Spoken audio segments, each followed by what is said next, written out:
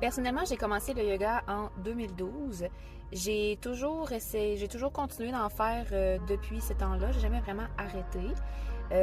Actuellement, c'est un mix de yoga, un tout petit peu de musculation, puis du jogging. Toi, tes entraînements? J'ai commencé le yoga probablement autour de 2015. J'ai tellement aimé ça que je suis allé faire une formation de prof en 2017 à Shivananda.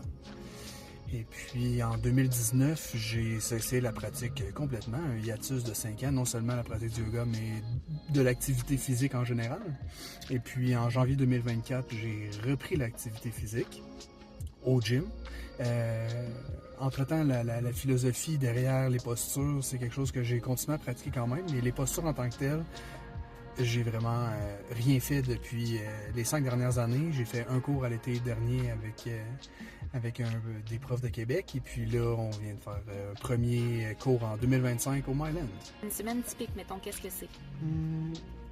Ouais, c'est moi qui monte les plans. Dans le fond, je me suis entraîné longtemps à l'université. J'ai été très proche de certains entraîneurs. Donc, on a beaucoup parlé d'entraînement.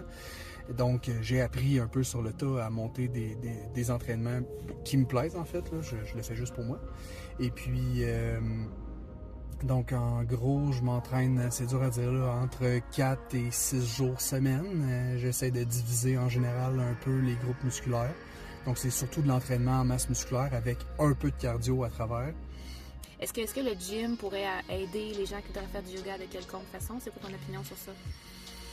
Ben, il y a certaines postures qui sont assurément un défi physique. Donc, d'avoir gagné de la force à travers l'entraînement, ça peut être bénéfique, mais en même temps, pas besoin d'être déjà en forme en commençant. Je veux dire, le yoga, c'est pour tous. On commence au niveau où on est en commençant, puis c'est pas grave si on a de la difficulté. Avec le temps, la force va venir. C'est juste que si on a un background d'activité physique, il y a certains défis pour les débutants qu'on va moins ressentir si on est déjà fort ou du moins en forme.